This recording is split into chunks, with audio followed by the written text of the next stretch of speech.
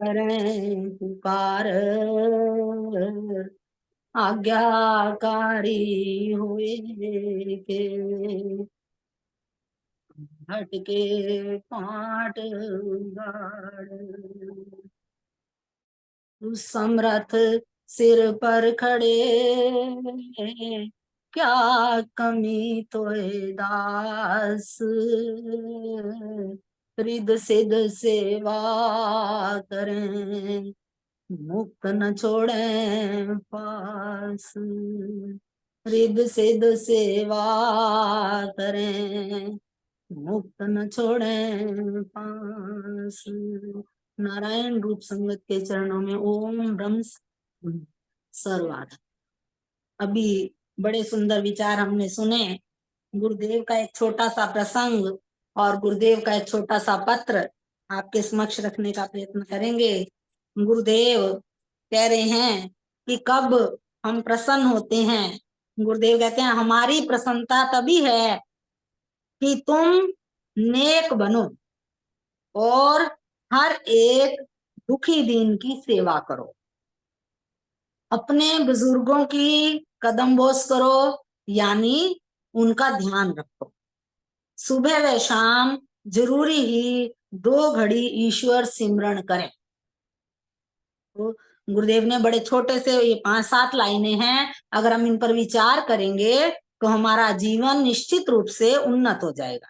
क्या कह रहे हैं? तुम नेक बनो, हर एक दुखी दीन की सेवा करो, अपने बुजुर्गों के कदम बोस करो, सुबह व शाम जरूर ही 2 घड़ी ईश्वर सिमरन करने, अपनी आनंद पत्रिका लिखा करो, सत्संग को बनाए रखें।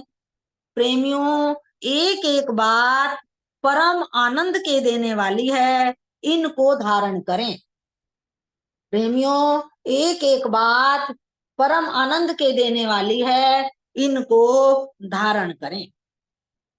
अगर इनको धारण करोगे तो तुम्हें कामिल गुरु की कृपा का पता चलेगा और गुरु को भी सतविश्वासी शिष्य पर प्रसन्नता होगी। प्रेमी जी, तुमको जगह अपने हृदय में दी है, इस वास्ते फिक्र न करें।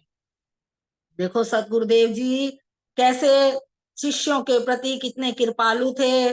कह रहे तुमको जगह अपने हृदय में दी है, इस वास्ते फिक्र न करें। हमने अपने शिष्यों को कलेजा निकाल कर दिया है, इस वास्ते बड़े महंगे भाव का व्यापार है। हमने अपने शिष्यों को कलेजा निकाल कर दिया है, इस वास्ते बड़े महंगे भाव का व्यापार है। तुम्हारी बड़ी खुशकिस्मती है, तुम्हारी बड़ी खुशकिस्मती है। जरूरी देश और धर्म की लाज रखनी और हमारे वचन पर विश्वास रखना। फिर गुरुदेव फरमा रहे हैं संसार में इन बातों का हर वक्त ख्याल रखें। इन बातों का बुरी सोहबत से, बुरी संगति से, नंबर 1। नंबर 2, नुमाइश देखनी। नंबर 3, अमानत में खयानत करनी, यानी किसी की चीज लेकर उसको वापस ना करना या खराब वापस करना। शराब नोशी, चोरी, फजूल खर्ची से, चुगली से, झूठी गवाही से, तंबाकू नोशी से, मांसखोरी से, बेजुबानी से, यानी जो जीभ से आए लगातार बोलते रहना, मौन ना रखना, ये बड़े दीर्घ पाप हैं। रूह को सहा यानी काला। दोबारा श्रवण करेंगे, बड़ी मार्के की लाइनें हैं। गुरुदेव फरमा रहे हैं संसार में इन बातों का हर वक्त ख्याल रखना चाहिए। बुरी सोहबत से, कुसंग से, नुमाइश देखनी, अमानत में खयानत करनी, शराब नोशी, चोरी, फजूल खर्ची से, चुगली, दूसरों की निंदा करनी, झूठी गवाही देनी, तंबाकू नोशी, मांसखोरी और बेजबानी, यानी बिना मतलब के बोलते रहना, ये बड़े दीर्घ पाप हैं। रूह को काला कर देते हैं और दीन दुनिया की तरक्की का दरवाजा बंद कर देते हैं। गुरुदेव ने कहा अगर इनमें से कोई भी अवगुण हमारे जीवन में है तो दीन दुनिया की तरक्की बंद है, आध्यात्मिक जीवन आगे नहीं बढ़ सकता और सब जिंदगी गहरे अजाब में डूब जाती है। इनमें से अगर एक भी अवगुण हमारे अंदर है तो गुरुदेव कह रहे हैं सब जिंदगी गहरे अजाब में डूब जाती है। अब गुरु की हिदायत यही है कि इन पापों को छोड़ना, इनके उलट ऐसा अमल धारण करना चाहिए। किन चीजों का ध्यान रखना है अभी संसार में? कह रहे हैं सत्संग, सादा गीजा यानी आहार व्यवहार और संगत की सादगी, कम खर्च करना, सादा लिबास, सत्पुरुषों के स्थान देखने चाहिए, वायदे का पक्का होना चाहिए, मुंह पर सच कह देना चाहिए, अपनी चीज पर संतोष करना चाहिए या मांग लेना चाहिए, यह बेहतर है। दूसरों का हक जहर के समान समझना चाहिए, गवाही से परहेज करना चाहिए। इन पापों से बचो, साबित कदम होकर धर्म के मार्ग पर चलो, तब हमको बड़ी खुशी मिलेगी। गुरुदेव कह रहे हैं अगर साबित कदम होकर धर्म के मार्ग पर चलोगे तो हमको बड़ी खुशी होगी और ईश्वर तुम्हें आनंद देवे। अब एक छोटा सा प्रसंग है 2-3 मिनट का ही, रतनलाल भाटिया जी का संयोग एवं वियोग का अद्भुत है समय है, सिर्फ 2-3 मिनट। संयोग एवं वियोग का अद्भुत संगत 13 नवंबर 1952 से 21 दिसंबर 1952 तक गुरुदेव के दिल्ली निवास के दिनों में मेरे जीवन में ये हमारे जो समता दर्पण के एडिटर हुए रतनलाल भाटिया जी, उनका एक छोटा सा संस्मरण है। कह रहे जब गुरुदेव दिल्ली में आए तो उनसे उनके साथ संगत करने से मेरी सोच में बड़ा बदलाव आ गया, संसारिक कलह क्लेशों से मन हट गया, सब प्रकार के पठन पाठन से हटकर केवल गुरुदेव की चरण शरण में समय व्यतीत होना कितना ठंडक देने वाला अनुभव था, इसका वर्णन असंभव है। अभी आपने प्रार्थना वाणी सुनी और वो सुना तो आप सबने अनुभव किया होगा कि कितना ठंडक, ये तो अभी हमें घर बैठे हुए मिल रहा है, जब हम सत्पुरुषों के स्थान पर जाते हैं तो कितना ठंडक मिलती है, ये सबका अपना अपना अनुभव है। तो कह रहे हैं उसको जुबान वर्णन नहीं कर सकती, पर सेवा और पर उपकार की और मन का मुड़ना भी तो उन्हीं दिनों की।